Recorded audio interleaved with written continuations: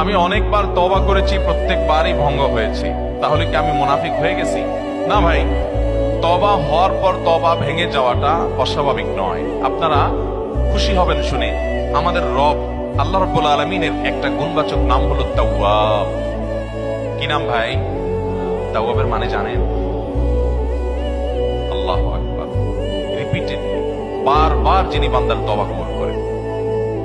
এই জন্য ভাই, একবার গুনাহ হয়ে গেছে, আল্লাহর কাছে তওবা করেছেন, চেষ্টা করছেন যে আর যেন না হয়, কিন্তু আবার শয়তান কাত করে ফেলে দিয়েছে, আবারও তওবা করে ফেলবেন এবং দুর্বল হবেন না। এখানে ইবলিস আপনাকে বলবে, তুই এতবার একই কাজ করে তওবা করছস আল্লাহর কাছে, আবার কোন মুখে তওবা করবি? থাক, বাদ দে। আপনার তওবা থেকে দূরে সরাবে, এটারও শয়তানের সবচেয়ে বড় অস্ত্র। কখনো নিরাশ হওয়া যাবে না।